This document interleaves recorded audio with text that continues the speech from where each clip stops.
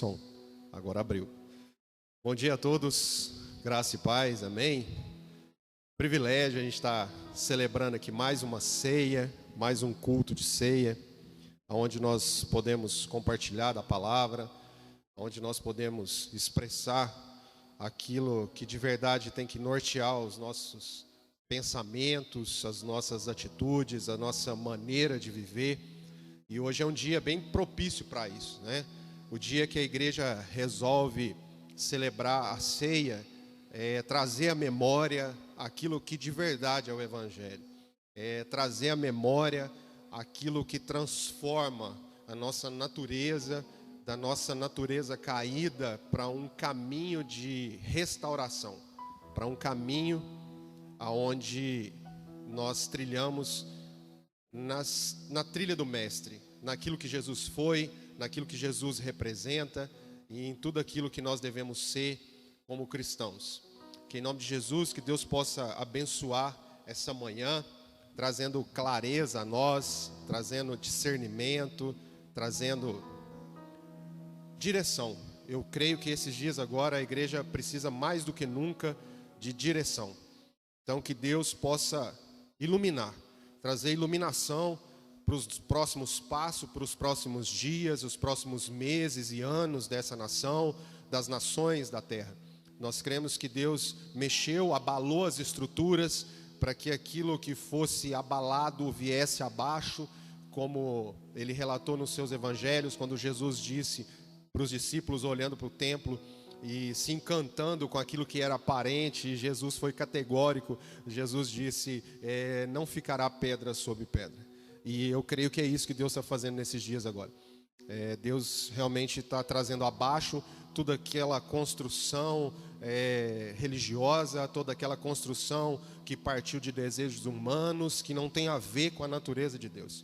Não ficará realmente pedra sobre pedra. Isso é uma certeza que nós passamos a ter a partir desse momento agora. Mas nos alegramos, porque a nossa vida não pode ser construída somente naquilo que nós achamos, naquilo que nós pensamos, segundo as nossas carências. A vida precisa ser construída e fundamentada na rocha que é Cristo Jesus e naquilo que Ele representa. Por isso, essa manhã, eu queria aproveitar esse tempo para estar compartilhando com vocês a respeito de algo que mexe muito conosco quando nós trazemos isso à memória.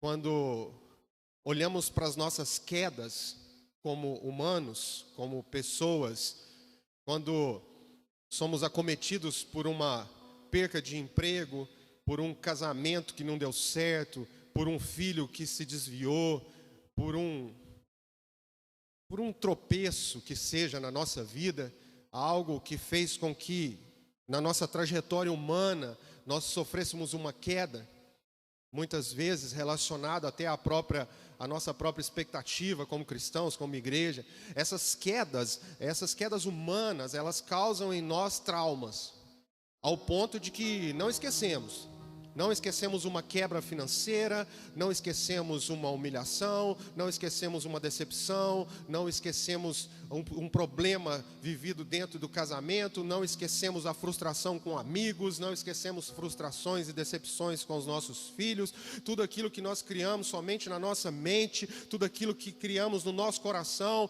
e que de repente não deu certo, isso causa traumas e isso vem e fica na nossa memória.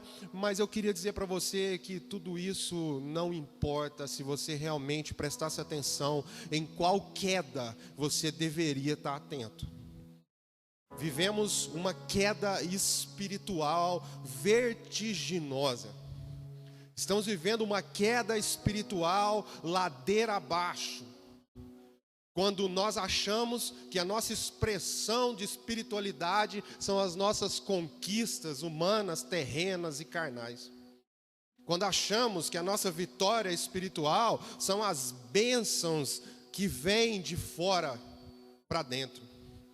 Mas que há uma advertência categórica de Jesus para que prestássemos atenção no que de verdade para Deus significa a queda humana. E eu queria compartilhar um texto com vocês que está lá em Apocalipse. Apocalipse, queria te convidar agora a abrir a sua Bíblia precisamos acompanhar o texto, vamos fazer a leitura desse versículo, para que a gente possa meditar agora nessa manhã e que a gente possa ser transformado pela palavra do Senhor. Apocalipse capítulo 2, a partir do versículo 5. Diz assim: Apocalipse 2, a partir do versículo 5, diz assim: Lembra-te de onde caíste, arrepende-te e pratica as primeiras obras. Se não te arrependeres, brevemente virei a ti e removerei do seu lugar o teu candeeiro, se não te arrependestes. Querido, essa carta foi escrita pelo apóstolo João, quando ele estava na ilha de Patmos. O apóstolo João foi arrebatado aos céus e lhe foi revelado através da pessoa, da figura do próprio Jesus ressurreto, do próprio Jesus já na sua glória. Ele revela para João então a carta, o livro de Apocalipse, e dentro do livro de Apocalipse ele começa então a escrever cartas às igrejas da época. E no capítulo 2 nós vemos que a primeira carta que ele revelou ao apóstolo João, essa carta é uma carta à igreja de Éfeso. E o que era Éfeso? Éfeso era uma cidade que fazia parte desse hall de igrejas, ao qual Jesus então estava escrevendo essas cartas, pedindo que o apóstolo João escrevesse. São 7 igrejas da época, que representam as 7 fases da igreja. As 7 fases da igreja de Jesus na terra. E ele começou então por Éfeso, por essa cidade, aonde essa cidade representava o período apostólico, ou seja, o período da igreja primitiva, da primeira igreja, mas também representava a pregação fervorosa, a vontade, o desejo, o amor por aquilo que Jesus tinha acabado de fazer, por aquilo que Jesus tinha acabado de revelar. Isso nos remete ao dia de hoje como um alerta. Quando olhamos para essa situação e vemos que muitas vezes o nosso amor genuíno por Jesus, ele se esfriou. O nosso amor por Deus está tomando uma distância não só geográfica, mas principalmente espiritual. A distância geográfica muitas vezes quando eu não quero participar de nada que envolva o nome do Senhor. Mas a distância espiritual nem sempre tem a ver com isso, porque eu posso estar dentro de uma igreja e eu posso estar distante do Senhor. Mas nessa época, essa igreja, ela representava o início.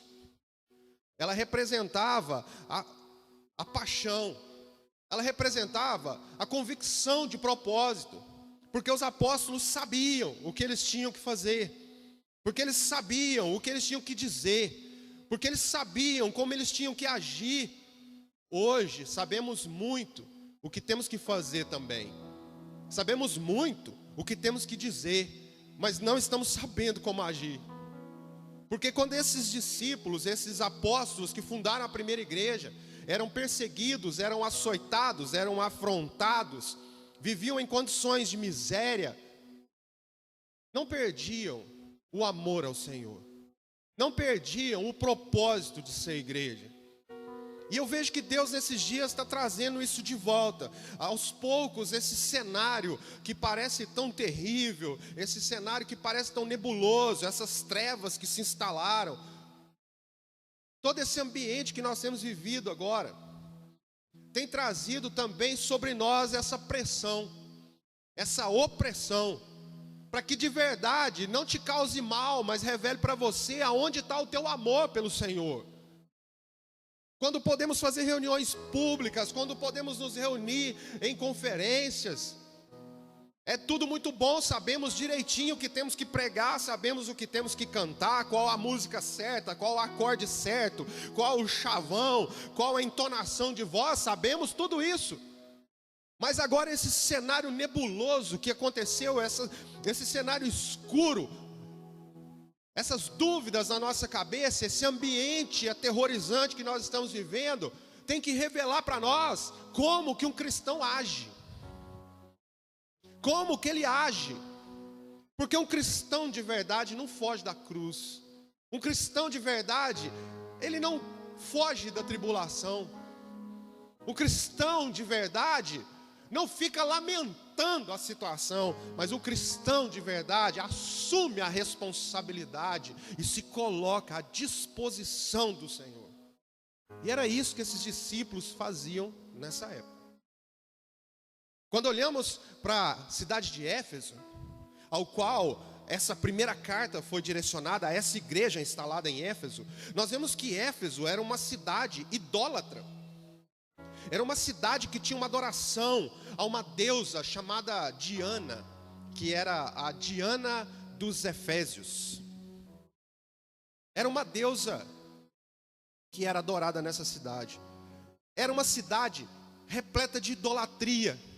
E engraçado que o apóstolo Paulo, quando recebeu e ele encarnou essa missão do ide por toda a terra, ide aos confins da terra, o apóstolo Paulo começou a sua pregação e ele começou a falar sobre o evangelho exatamente na região da Ásia, começando por Éfeso. E o apóstolo Paulo foi para um lugar de idolatria, um lugar repleto de pessoas que tinham uma imagem distorcida de Deus. E isso me faz refletir, eu queria que isso também fizesse você refletir, que Deus pudesse falar no teu coração aqui agora nessa manhã, que quando pensamos em plantar igrejas, ou quando pensamos em avançar no evangelho, muitas vezes estudamos os campos promissores, avaliando condições financeiras, avaliando o quanto de pessoas nós vamos arrebanhar para que elas nos sustentem, ao invés de irmos para campos como o apóstolo Paulo foi, onde havia uma cegueira e uma distorção do que era Deus, para que ele pudesse ser suporte a essas pessoas. A igreja não pode mais querer arrebanhar pessoas para que as pessoas sustentem o sistema religioso. A igreja precisa querer ir agora transformar as pessoas para ser suporte, para ser sustento delas. É isso que Deus acabou. Por isso que as reuniões foram suspensas por esse período. Por isso que não sabemos ainda quando que vamos voltar à normalidade. Vamos voltar aos poucos? Quanto tempo isso vai durar? Não sabemos.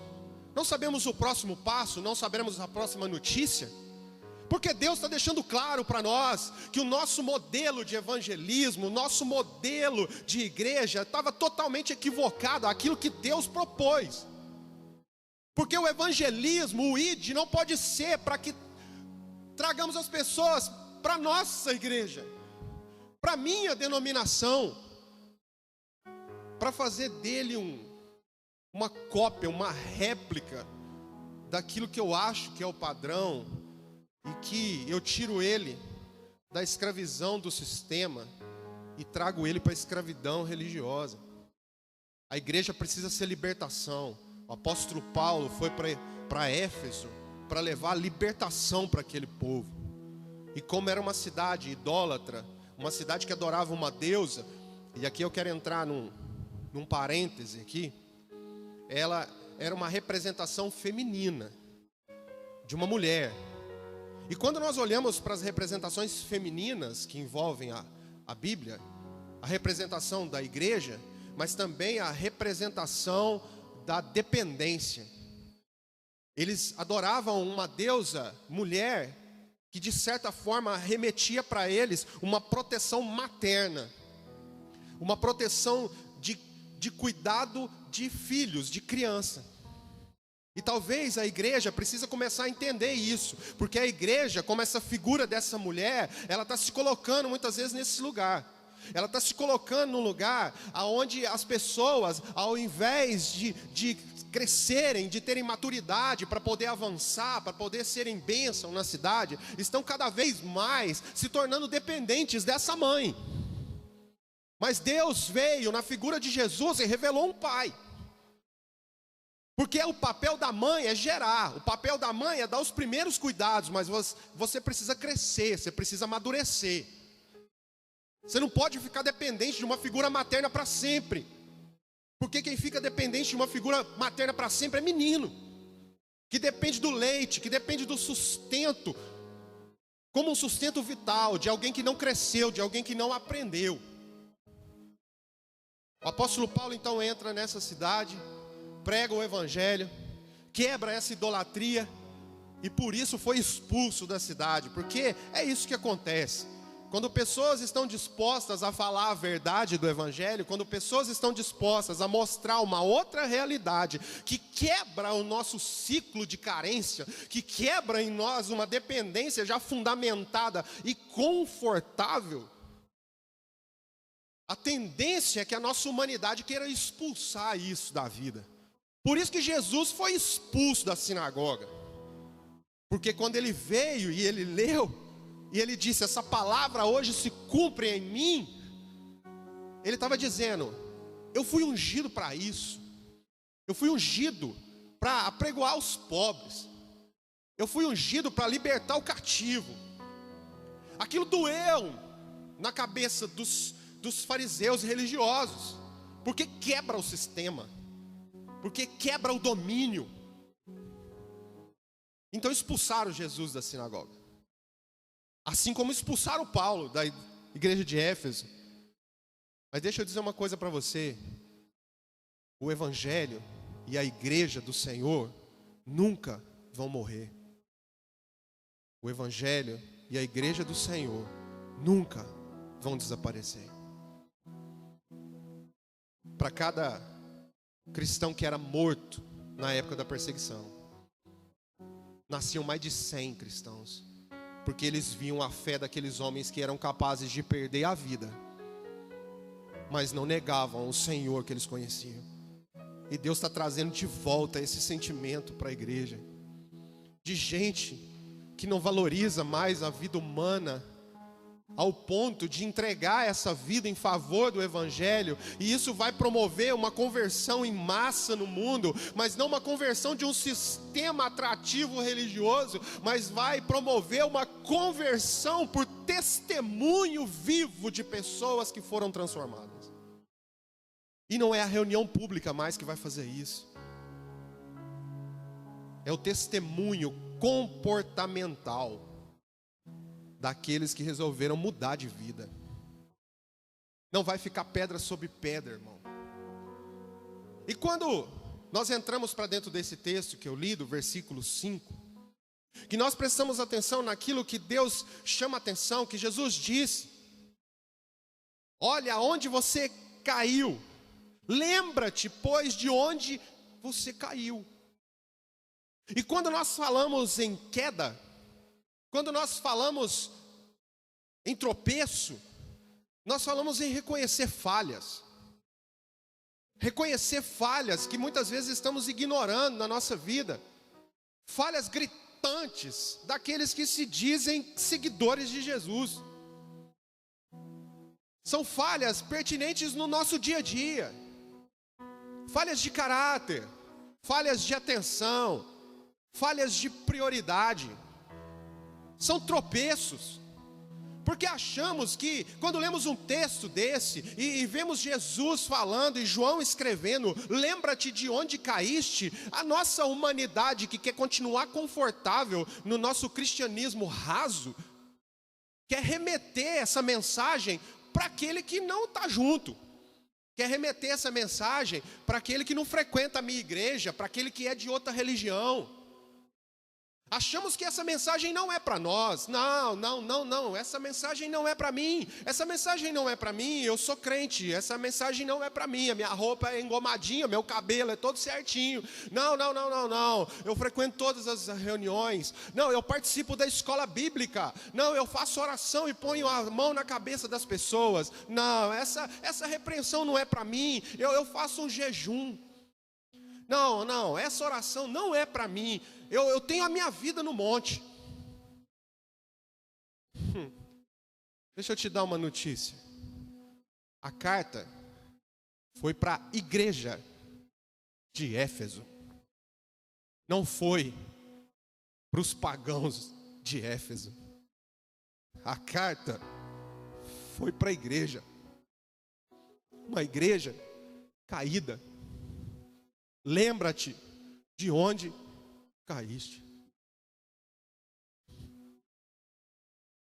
E só cai quem um dia se propôs ir na direção de um caminho que escolheu. E quando se trata da igreja, só tem um caminho, só tem uma verdade, só tem uma vida: Jesus. E se eu me propus a caminhar, se eu me propus a andar nessa estrada, eu preciso entender que eu sou falho, que eu não sou um super crente, que eu não sou um super cristão, que eu não tenho domínio sobre as pessoas, porque agora eu acho que eu posso expulsar os demônios de todo mundo, ao passo que eu deveria exorcizar os meus demônios. Cada vez mais estamos demonizando o evangelho, ao ponto de dar mais valor a essas coisas, a esse show de exorcismo, show de cura, show de milagres, ao passo que a igreja deveria revelar a cruz de Cristo. A cruz foi que me salvou e que te salvou. O que me livrou e o que me livra da perdição e me coloca no caminho da salvação é lembrar que eu sou falho e caído, e que eu só tenho uma direção agora, porque essa direção resolveu vir na terra e morrer numa cruz, para dizer para mim: tem salvação para você, se você for meu discípulo, se você fizer o que eu faço. Quando falamos sobre queda, nós precisamos lembrar de onde caímos, porque precisamos retomar o caminho. É isso que Jesus estava dizendo lá em Apocalipse: vai chegar um tempo que vocês vão precisar identificar exatamente aonde foi que vocês erraram, aonde foi que vocês criaram expectativas que não foram supridas, aonde foi que vocês criaram essas expectativas que tinham a ver só com as carências de vocês, e servindo numa igreja, vocês se decepcionaram com os irmãos, porque vocês acharam que eles tinham que ser perfeitos, porque você achou que porque você ajudou o irmão em algo, agora ele tinha a obrigação de te devolver na mesma moeda, ou porque você achou que você entrou numa igreja onde todo mundo está lendo uma Bíblia, que todo mundo seria santo. Sabe, irmão, nós precisamos entender de onde nós caímos. Precisamos entender que tem uma igreja caída precisando retomar o seu caminho, e caiu nas suas expectativas, caiu nas suas carências, caiu naquilo que ela própria criou, porque ela tirou o olhar do alvo, que é Jesus. Olha para Pedro quando estava no barco. O barco com os discípulos foi assolado por uma grande tempestade. Jesus colocou eles no barco e deixou eles irem sozinhos de maneira proposital. E Pedro conseguiu dar um passo de fé. Pedro saiu do barco. No meio da tempestade, quando viu Jesus andando sobre as águas, o Pedro conseguiu dar um passo que muitos de nós jamais daria. Aliás, os nossos passos hoje são muito mais fáceis do que o de Pedro. Porque chamamos de tempestade aquilo que nós mesmos criamos. Chamamos de dificuldade a frustração das nossas expectativas.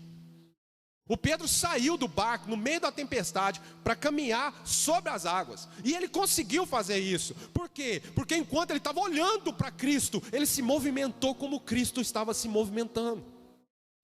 Porque a fé de Pedro não fez Cristo se mover, mas a fé de Pedro deu para ele a certeza que se ele se movimentasse como Cristo estava se movimentando, ele não afundaria. Por isso hoje nós precisamos entender que uma igreja caída precisa voltar para um caminho onde ela volta a olhar para o Salvador e começa a caminhar como Ele caminha. Começa a caminhar como Ele caminhou. Porque é só isso que vai impedir que a gente afunde. Lembra de onde caístes? E aí então, nesse texto nós podemos ver 3 características para aqueles que entenderam o recado. Então agora nós vamos entrar na parte da mensagem para aquele que já entendeu que precisa levantar, para aquele que precisa entender que muitas vezes no tropeço e na queda até se levantou, mas tomou direção contrária. Por isso Jesus chama a atenção: lembra de onde você caiu. Então ele traz para nós a primeira característica daqueles que querem voltar. A primeira coisa é a lembrança. Ele disse: lembra-te. Lembra-te. O primeiro passo é um ato de recordação. É a lembrança do tempo anterior ao primeiro amor. Querido, lembra como que foi o seu primeiro encontro com Jesus? Lembra da primeira vez que o Espírito Santo te tocou? Lembra? Lembra a primeira vez que você sentiu a certeza de que há um Deus presente? Lembra? Lembra como era bom ouvir os louvores? Lembra como era bom ouvir a palavra? Lembra como era bom ir descobrindo a Bíblia? Lembra? É isso que Jesus estava dizendo, lembra. Lembra que você já entrou nesse caminho. Lembra que eu já te coloquei nesse caminho. Você já viu coisas nesse caminho. Lembra, traz a memória. É aquilo que o profeta Jeremias declarou em Lamentações 3:21. E ele disse: eu quero trazer à memória aquilo que me dá esperança. Nesses dias difíceis, turbulentos, sem resposta, estamos projetando a nossa vida para notícias ruins. O mundo vai entrar em crise, mas o verbo está no futuro. A igreja não vai mais ser como ela era, também está no futuro. Vai haver um grande desemprego, também está no futuro. Mas Jesus chama a gente para trazer à memória aquilo que nós já sabemos. Que independente da notícia futura, se vai ter desemprego, se vai ter muita morte, se o mundo não vai voltar a ser o que era, eu preciso trazer à memória aquilo que me dá esperança. E sabe qual é a esperança que eu tenho? É a esperança de esperar num Senhor que me disse que eu sou eterno, que me disse que a minha vida não acaba aqui, e também que me disse que nesse mundo eu teria aflições, e que por conta dessas aflições eu me tornaria alguém parecido com Ele. Porque a Bíblia diz que Jesus aprendeu por tudo aquilo que Ele sofreu. Por isso, eu queria te desafiar então a trazer a memória. Há um tempo atrás, eu morei um tempo na casa da minha mãe. Depois da nossa quebra financeira com as empresas, eu fui com a minha família morar com a minha mãe. E eu tinha um cantinho no quarto, lá no quarto. Eu tinha um canto onde eu fazia as minhas pregações, na época que eu ainda nem era pastor. Numa época que eu estava conhecendo Jesus e que eu estava começando a pregar. E eu lembro que quando eu era escalado para pregar, era uma alegria no meu coração. Quando eu era escalado para pregar, o meu coração se enchia de fervor. E aí, esses dias eu fui na casa da minha mãe, eu olhei para o canto lá onde eu ficava. E eu me lembrei de quantas vezes, e quantas vezes, eu chegava do trabalho cansado, mas com o coração pegando fogo, porque eu ia para a Bíblia, e eu ia para o meu caderno, eu escrevia tudo à mão. E eu passava, às vezes, quase a noite toda, chorando e escrevendo. Chorando e escrevendo. Porque era um amor inexplicável. Eram revelações tremendas. Coisas inimagináveis. E quando eu subia para pregar, eu sabia que eu era um mensageiro. Que eu só era um mensageiro. Assim como eu sei que eu sou. Eu só sou mensageiro, eu não sou a carta. A carta já está aqui. Mas aí eu olhei para aquele lugar E me deu uma certa tristeza, porque os anos se passaram e eu fui entrando no chamado, fui entrando no propósito, fui me envolvendo nas atividades, me tornei pastor, glória a Deus por isso, amo o que eu faço. Mas o ativismo da igreja consumiu esse momento, onde eu ficava só eu e Deus, às vezes a noite toda quase. E hoje, olhando para os dias de hoje, eu vejo que eu não estou fazendo isso mais. Que eu leio sim a minha Bíblia, tenho meu devocional, tenho meu momento de oração, procuro ser fiel à mensagem do Evangelho, para não corromper, não a mensagem, porque a mensagem é incorruptível, mas para não corromper o processo, que já é corrompido na comunicação do Evangelho. Mas eu vi que eu não estou mais fervoroso, queimando o coração, às vezes, noites e noites, porque isso é que era importante.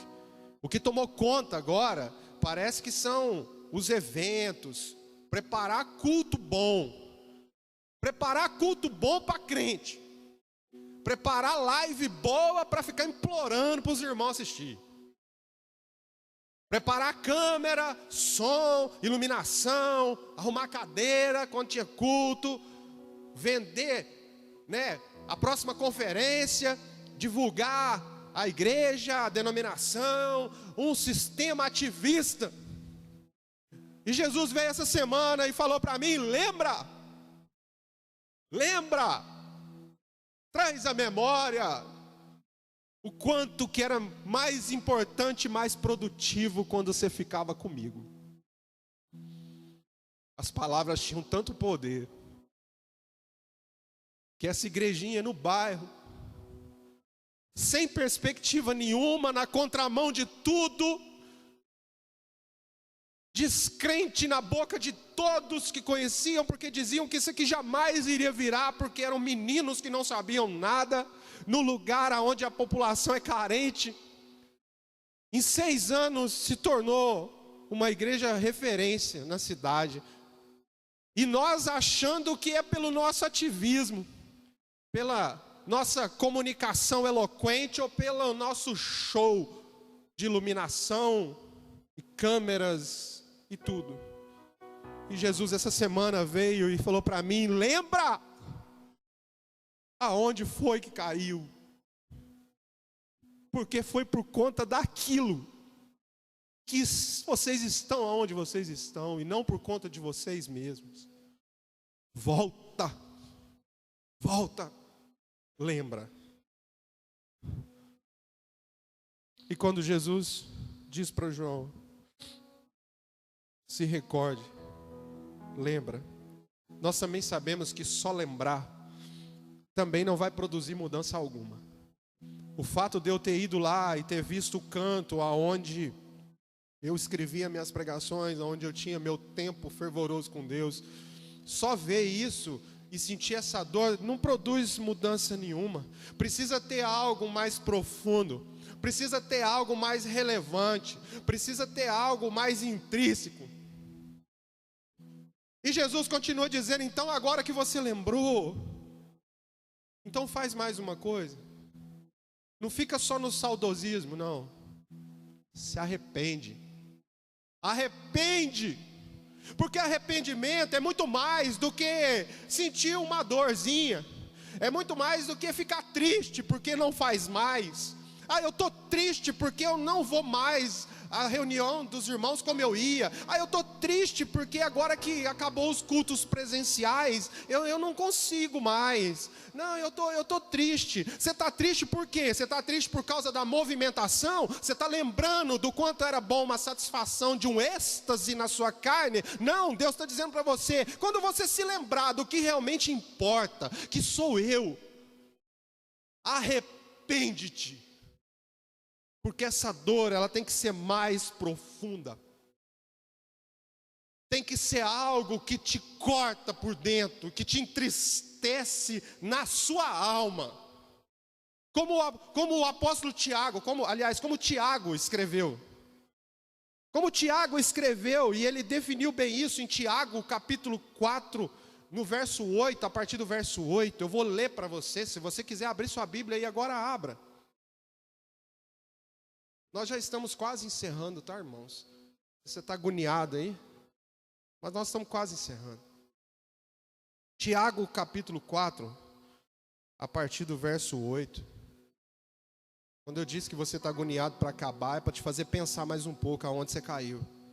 Porque se a palavra de Deus não queima mais no teu coração, é um sinal que você precisa lembrar de onde você caiu. Tiago, capítulo 4, a partir do versículo 8, diz assim: chegai-vos a Deus, e Ele se chegará a vós outros. Purificai as mãos, pecadores, e vós que sois de ânimo dobre, limpai o coração. Afligi-vos, lamentai e chorai. Converta-se o vosso riso em pranto e a vossa alegria em tristeza. Humilhai-vos na presença do Senhor, e Ele vos exaltará. Chegai-vos a Deus, Ele diz, e Ele chegará a vós. Mas nós estamos vivendo um tempo de invocação de um Deus que nós achamos que Ele tem a obrigação de se deslocar até as minhas carências, de se deslocar até os meus desejos. Então eu canto muito, eu rezo muito, eu faço muito jejum, eu subo muito no monte, eu sacrifico demais, porque esse Deus precisa sair de lá, e Ele precisa vir aqui. Mas quando Ele foi falar com o apóstolo João, para escrever Apocalipse, Ele olhou para João e falou assim: João, sobe aqui, e eu te mostrarei. Vinde a mim, e eu irei até você, mas vem a mim primeiro. Vem a mim primeiro. É isso que Deus está esperando da sua igreja nesses dias. A igreja está tentando arrancar Deus do seu trono para trazer Ele aqui na terra para resolver os nossos problemas, enquanto os problemas permitidos pelo Senhor que estamos vivendo é para que a igreja fosse até Ele, e Ele se chegaria a nós. E o Tiago continuou dando esse recado, e ele diz: pecadores, purifiquem as mãos. Agora presta atenção, irmão. Ele disse para os pecadores, para os ímpios, aqueles que às vezes não conhecem o quanto nós conhecemos da palavra, Ele disse uma coisa só: para vocês pecadores, limpe as mãos. Ele só disse: para de praticar o que vocês estão praticando, só purifica as mãos. Mas aí em seguida ele diz: mas você, de ânimo duplo. O que é uma pessoa de ânimo duplo?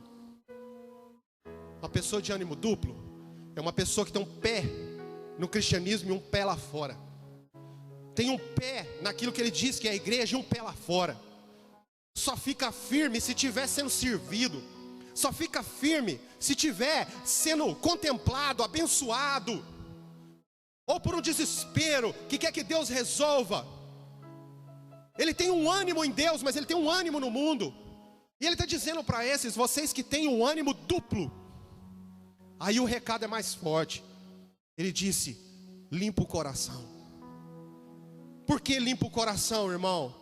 Porque hoje o que nós mais vemos são pessoas com esse ânimo duplo, servindo ao Senhor com o coração doente, com as intenções erradas, equivocadas, aonde as pessoas não importam.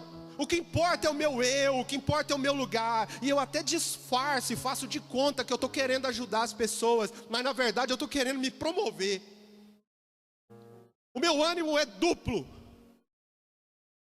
Ele disse: limpa o coração, porque um coração doente produz serviço doente. Quem tem um ânimo duplo está trabalhando muito para Deus, mas porque o coração está doente, esse serviço está leproso.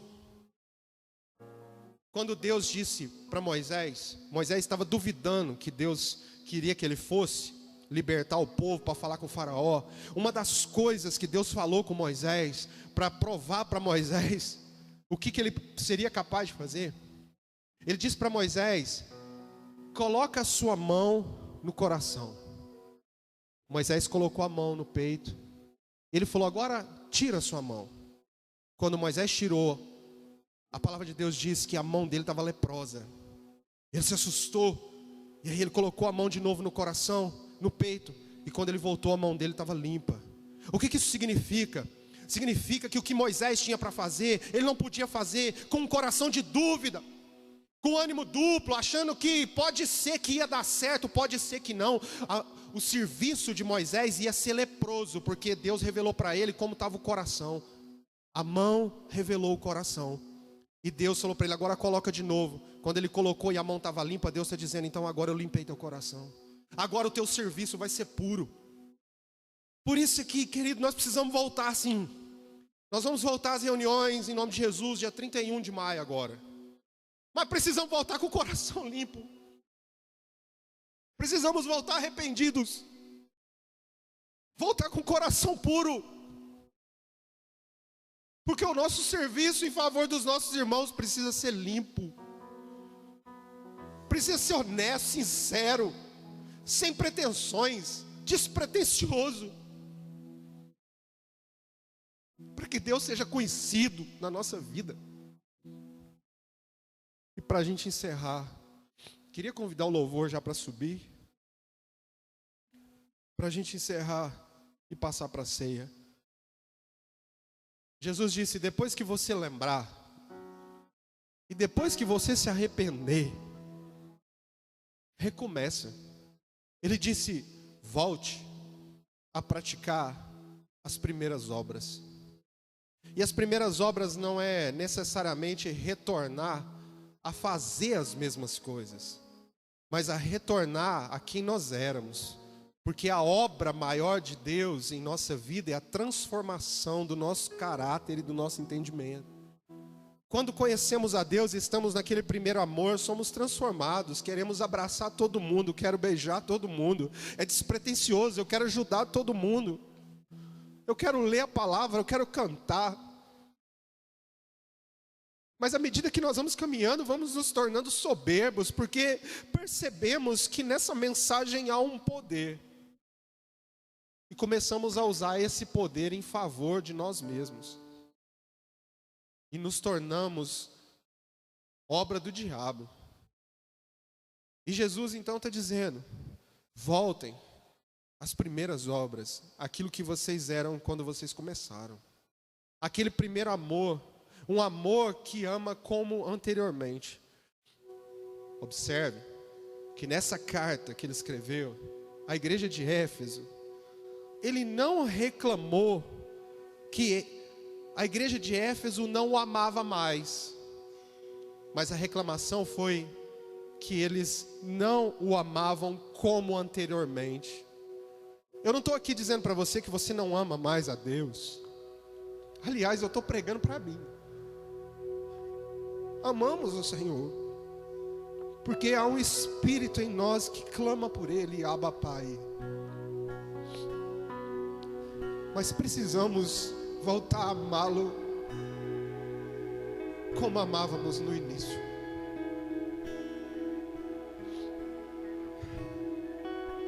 Precisamos de um amor mais inocente, mais puro e despretensioso.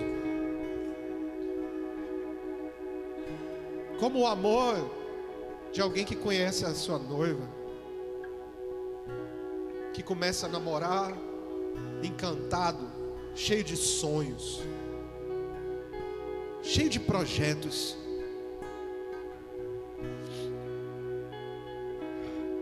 Pensando em se casar, em ter filhos.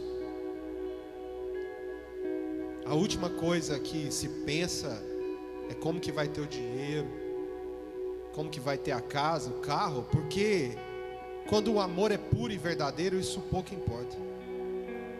Mas quando entramos no processo, a maioria se corrompe. Começamos a olhar mais para a tempestade do que para Cristo. Achamos que casamento é fundar uma empresa, que criar filhos é uma obrigação. Isso vai tornando peso na nossa vida, porque perdemos a pureza, a inocência. Vamos deixando o coração ficar contaminado. E Deus hoje vem nessa manhã e nos faz lembrar. Lembra de onde vocês caíram. Lembra, igreja, aonde foi que você falhou? Aonde foi que você mudou o ritmo da caminhada? Lembra? Arrepende. Volta a ser o que você era. É isso que o Senhor quer falar conosco aqui essa manhã. Eu queria te convidar agora, você que preparou a sua ceia aí na sua casa. Chama os familiares. Chama aí quem está com você. Se você estiver sozinho, nós cremos que o Espírito Santo de Deus vai te alcançar também. Mas se você está aí com a sua família, seus amigos, reúne eles aí agora. Reúne eles aí agora para a gente, enquanto a gente ministra mais um louvor, você faça uma reflexão. Pergunta para o Senhor, se você tem alguma dúvida, diz para Ele: Senhor, aonde foi que eu caí?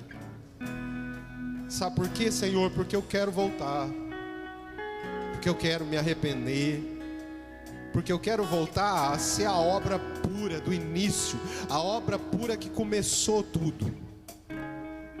Aquele que ficava fascinado, apaixonado por cada palavra liberada. Podia ser o irmãozinho mais, da fala mais simples. Podia ser aquele irmão que não sabia nem ler direito. Podia ser o louvor do irmão que nem sabia cantar, desafinado, tocando um violão com as notas e os acordes todos errados. Podia ser a igreja que não tinha ar-condicionado, que não tinha uma luz boa, que a cadeira não era muito confortável, mas que eu amava ir. Eu amava estar junto, porque o que importava eram as palavras de vida eterna. Eram as palavras que me revelavam a eternidade. E à medida que eu ia conhecendo, eu conhecia o amor do Senhor na vida dos irmãos. E essa comunhão fascinava meu coração e fazia eu queimar e saltar de alegria, porque eu queria ir, porque eu queria estar, porque eu queria ser. Mas agora, Senhor, agora, se o pregador não for bom, eu não vou. Eu nem ouço a mensagem. Se o louvor não for o louvor que eu gosto, eu também não quero. Se o irmão que está pregando aqui não falar a mensagem que eu queria ouvir, eu também não quero. Se não tiver um ar condicionado, eu não vou, porque é muito calor. Lembra de onde caiu. Lembra de onde caiu. E arrepende-te. Nós vamos ministrar mais um louvor. Prepara os elementos da ceia e nós vamos ceiar.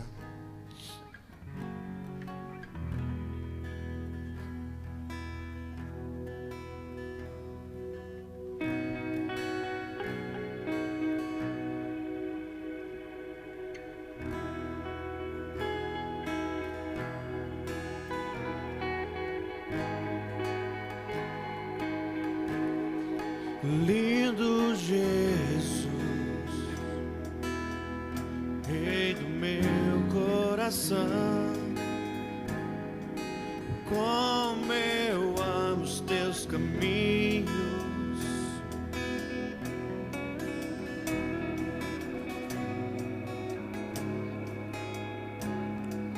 Lindo Jesus, Rei do meu coração, como eu amo os teus caminhos.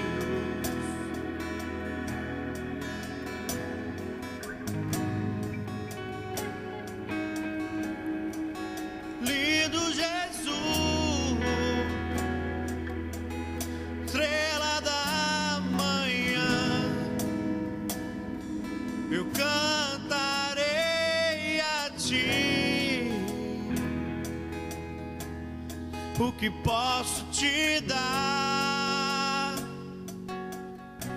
por tudo que tu és? você me libertou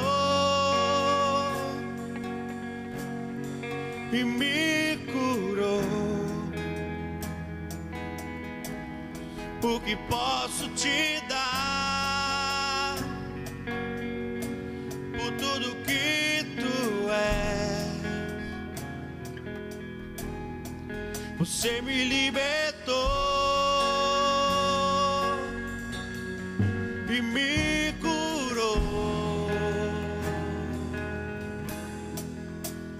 Tu és bom em todo tempo, és bom.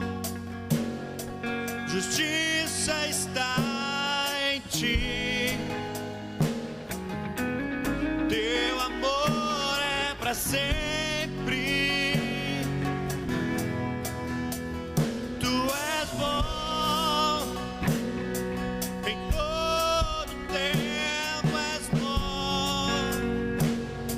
Justiça está em ti. Teu amor é para sempre.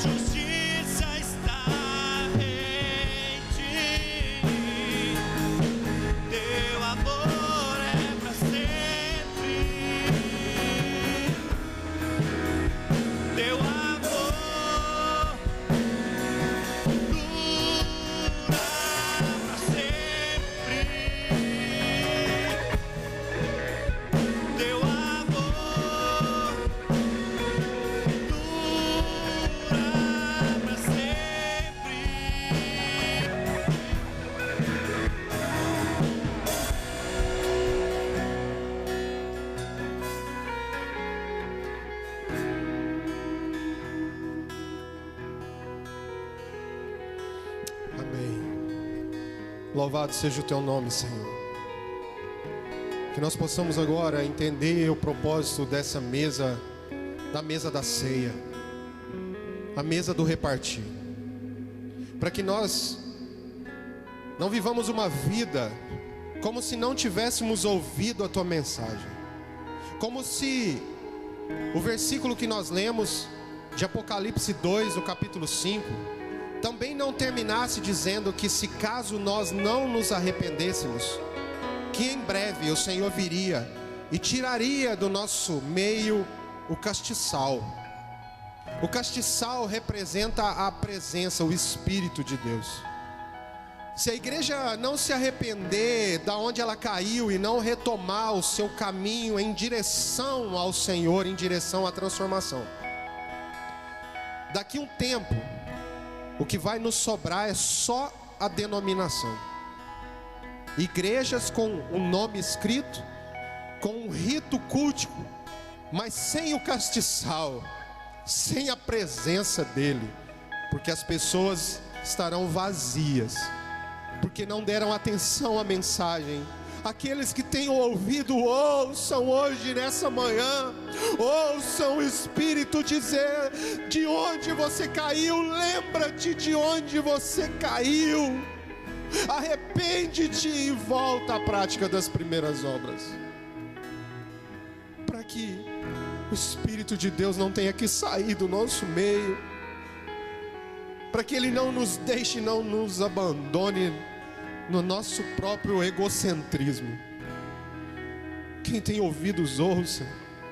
Quem tem ouvidos ouça. Queria convidar aqui agora o Saulo. Consegue vir, Saulo? Queria que você orasse e agradecesse pelo privilégio da gente celebrar o repartir desse pão.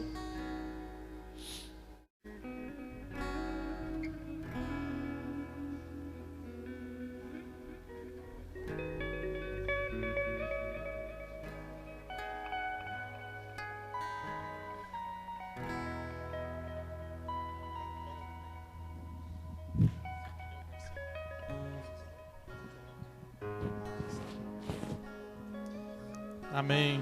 Glória a Deus.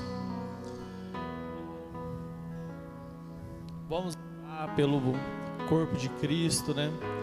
Que a gente possa colocar aí na presença do Senhor, agradecer Ele pela oportunidade de estarmos aqui louvando a Ele, pela oportunidade que nós temos de estar adorando ao Senhor. E o pastor Lúcio, ele mencionou que nessa palavra, essa mensagem, ela é uma mensagem assim que nos desafia realmente, que nos leva a abrir os nossos olhos, porque às vezes a gente vive um tempo de comodidade, e é muito triste a gente pensar que a gente acha que Ele está conosco, e quando a gente vai ver, o Espírito já não está mais com a gente. Então que a gente possa realmente refletir, agora que é um culto de ceia, que a gente reflita realmente onde a gente está errando, que o Espírito Santo possa ministrar isso na nossa vida, onde é que nós estamos deixando a desejar na nossa vida, para que a gente possa realmente viver uma vida voltada à santidade, voltada a ser como Cristo foi, porque o nosso propósito aqui é realmente ser imitadores de Cristo, que a gente possa morrer pelo próximo, que a gente possa entregar a nossa vida por aqueles que estão necessitados, que aí sim Deus vai olhar para a gente e vai ver, sim, ali há um coração segundo aquele que eu amo, que é um coração segundo o coração do meu filho, que é aquele que doa pelo próximo. Pai, obrigado, Deus, obrigado. Te agradeço por mim, te agradeço por todos os irmãos que a gente conhece, da vida que o Senhor arrancou eles, Pai, e pela oportunidade que eles têm hoje de estar aqui louvando e adorando ao Senhor. Te agradeço, Pai, pela revelação que o Senhor dá à vida de cada um, Pai, porque hoje a gente lê essa mensagem não só como um livro, mas a gente lê ela como uma revelação, e o Senhor fala conosco todos os dias. Obrigado, Pai. Amém. Comamos, irmãos.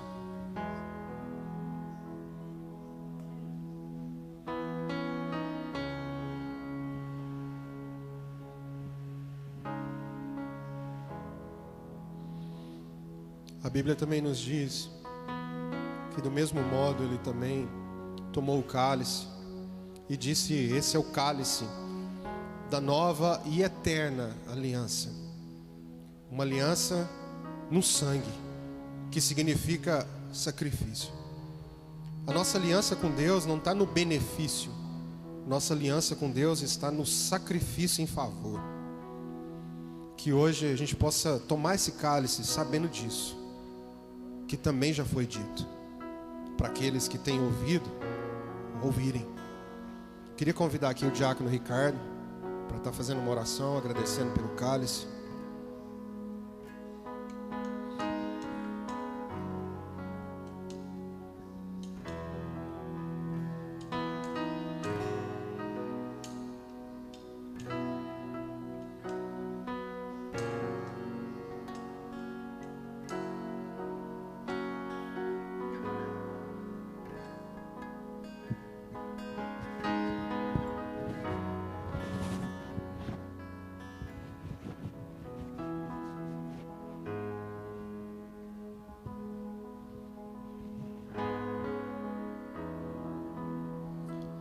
Amém, Deus.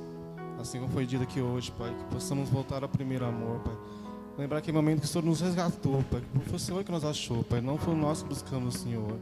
Que podemos lembrar todos os dias, Pai, como é bom ser amado por alguém que importa com a gente, Pai. Assim como o seu sangue, Pai, lavou nossos pecados naquele dia, Pai, também possa lavar hoje e para sempre. Em nome de Jesus, Pai. Amém. Amém, queridos. Bebamos.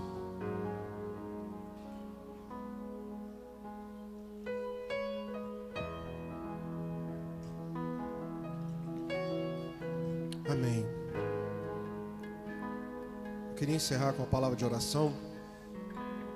Senhor Deus e Pai, que em nome do Teu Filho Jesus, o Cristo, que o Senhor possa vir de maneira avassaladora, como o Senhor está vindo agora nesses dias, e traga de volta, que faça submergir uma igreja que estava caída, que o Senhor traga de volta à realidade aquilo que sempre foi a verdade do Teu Evangelho, de uma igreja que revela uma natureza e não que busca somente o Teu favor, uma igreja que é em favor, uma igreja que é em nós, porque a esperança da glória, a esperança do Teu conhecimento é Cristo em nós.